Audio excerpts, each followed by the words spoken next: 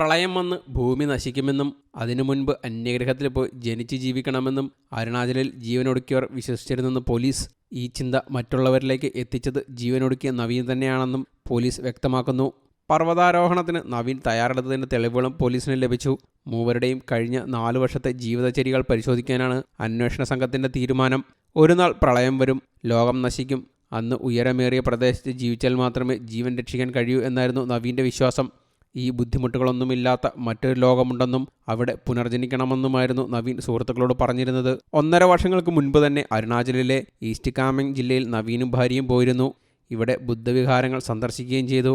പർവ്വതത്തിന് മുകളിലെ ജീവിതത്തെക്കുറിച്ച് നവീൻ തിരക്കിയിരുന്നു. തിരിച്ചെത്തിയ നവീൻ പർവ്വതാരോഹണം നടത്താനുള്ള വസ്ത്രങ്ങൾ, ആയുധങ്ങൾ, ടെൻറ്റ്, പാത്രങ്ങൾ എന്നിവ ഓൺലൈനായി വാങ്ങി. ഇതെല്ലാം നവീൻ്റെ കാറിൽ നിന്ന് പോലീസ് കണ്ടെത്തുകയും ചെയ്തു. പർവ്വതമുകളിലെ ജീവിതത്തിനപ്പുറം പുനർജന്മത്തിനായി ജീവിതം അവസാനിപ്പിക്കുക എന്ന ചിന്തയിൽ മാത്രമാണ് മൂവരും അരുണാചലിലെത്തിയതെന്നാണ് പോലീസ് പറയുന്നത്. മരിച്ച നവീൻ, ദേവി ദമ്പതികൾ 2 വർഷങ്ങൾക്ക് മുൻപേ മരണാന്തര ജീവിതവുമായി ബന്ധപ്പെട്ട ആശയങ്ങൾ പിന്തുടർന്നുവെന്നാണ് പോലീസിൻ്റെ പ്രാഥമിക നിഗമനം. മൃതദേഹം കണ്ടെത്തിയ അരുണാചലിലെ സീറോ താഴ്വരയിലേക്ക് ദമ്പതികൾ 1.5 വർഷം മുമ്പും ആരുമറിയാതെ യാത്ര ചെയ്തിരുന്നു. സംഭവത്തിൽ സമഗ്രമായ അന്വേഷണം വേണമെന്ന് മരണപ്പെട്ട ആര്യയുടെ ബന്ധുക്കൾ ആവശ്യപ്പെട്ടു. 3 പേരുടെയും മൃതദേഹങ്ങൾ ഇറ്റാനഗറിലെ മെഡിക്കൽ കോളേജിലേക്ക് മാറ്റി. ആയുർവേദ ഡോക്ടർമാരായ നവീനും ദേവിയും ജോലി ഉപേക്ഷിച്ച് ഫാം നടത്താൻ തീരുമാനിച്ചു. ഇതിനെ ബന്ധുക്കൾ എതിർത്തതോടെ ദേവിയുടെ വീട്ടിൽ നിന്നും വാടക വീട്ടിലേക്ക് മാറി. ദേവി സ്വകാര്യ സ്കൂൾ ജർമ്മൻ അധ്യാപികയായി ജോലിക്ക് കയറി. ഇവിടെ വച്ചാണ് ഫ്രഞ്ച് അധ്യാപികയായ ആര്യയെ പരിചയപ്പെടുന്നത്. അന്തർമുഖരായിരുന്നു 3 പേരും. സ്കൂളിലെ ജോലി ദേവി ഉപേക്ഷിച്ചുവെങ്കിലും ആര്യയുമായുള്ള സൗഹൃദം തുടർന്നു. ആര്യയുടെ സർട്ടിഫിക്കറ്റുകൾ ദേവിയുടെ കൈവശമായിരുന്നു. ഇത് വാങ്ങാനെത്തിയപ്പോഴാണ് വാടക വീട്ടിൽ 2 പേരുമില്ലെന്ന വിവരം ആര്യ അറിയുന്നത്. ഫോണിലും ഇരുവരെയും കിട്ടിയില്ല. ആര്യയുടെ ബന്ധുക്കൾ വിവരം അറിയിച്ചതിനെ തുടർന്ന് ദേവിയുടെ അച്ഛൻ ബാലമാധവനെക്കുറിച്ച് അന്വേഷിച്ചു. ഈറ്റാനഗറിലേക്കുള്ള ഇരുവരുടെ യാത്ര ചെയ്തവരും അറിയുന്നത്. കൂടുതൽ കാര്യങ്ങൾ ചോദിച്ചറിയാൻ ശ്രമിച്ചപ്പോൾ നവീൻ ഭാര്യയെയും കൂട്ടി കോട്ടയത്തേക്ക് പോവുകയായിരുന്നു. പിന്നീട് ബന്ധുക്കളുമായി ഒരു നല്ല ബന്ധമുണ്ടായിരുന്നില്ല. തൻ്റെ ചിന്തകൾ അടുത്ത ചില സുഹൃത്തുക്കളോടും നവീൻ പങ്കുവച്ചിരുന്നു. പക്ഷേ നവീൻ്റെ ചിന്തയിൽ വിശ്വസിച്ചത് ഭാര്യ ദേവിയായിരുന്നു. ദേവി വഴിയാണ് ആര്യയിലേക്ക് ഈ ചിന്ത വന്നതെന്നാണ് പോലീസിൻ്റെ നിഗമനം. തൻ്റെ വിശ്വാസത്തോടൊപ്പം നിന്ന ഭാര്യയെയും സുഹൃത്തിനെയും നവീൻ മാനസിക അടിമയാക്കി.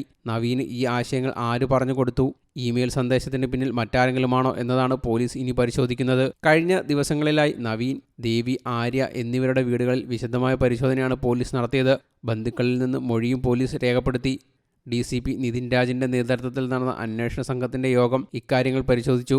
മരിച്ച 3 പേരുടെ 4 വർഷത്തെ ജീവിതചര്യകൾ പരിശോധിക്കാനാണ് ഇപ്പോൾ പോലീസിൻ്റെ തീരുമാനം. ഇക്കാര്യത്തിൽ മനോരോഗ വിദഗ്ധരുടെ സഹായവും അന്വേഷണ സംഘം തേടും. ഇഷ്ടപ്പെട്ട സ്ഥലത്തേക്ക് പോകുന്നുവെന്നെഴുതിയ ആത്മഹത്യാക്കുറിപ്പിൽ 3 പേരും ഒപ്പിട്ടിരുന്നു. ഈ കുറിപ്പിലാണ് ദേവിയുടെ അച്ഛൻ്റെ ഫോൺ നമ്പറും ഉണ്ടായിരുന്നത്. അടുത്ത മാസം 7-നായിരുന്നു ആര്യയുടെ വിവാഹം. ആഭരണവും വസ്ത്രങ്ങളും എടുത്ത ശേഷം സന്തോഷവതിയായിരുന്നു ആര്യയെന്നാണ് ബന്ധുക്കൾ പറയുന്നത്.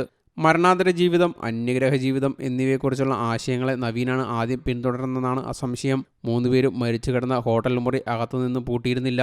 തിരുവനന്തപുരത്ത് നിന്നും കൊൽക്കത്തയിലേക്കും അവിടെ നിന്നും ഗുവാഹട്ടിയിലേക്കും വിമാനത്തിൽ യാത്ര ചെയ്തവർ 28-നാണ് ഹോട്ടലിൽ മുറിയെടുത്തത്. മൊബൈലിൽ നിന്നും രേഖകളെല്ലാം നശിപ്പിച്ചിട്ടുണ്ട്. ആര്യയുടെ കഴുത്തിനും ദേവിയുടെ നവീൻ്റെയും കൈക്കുമാണ് മുറിവുകളുള്ളത്. രക്തം കട്ടപിടിക്കാതിരിക്കാനുള്ള ഗുളികകളും മുറിയിൽ നിന്നും പോലീസ് കണ്ടെത്തി. News desk, you talk.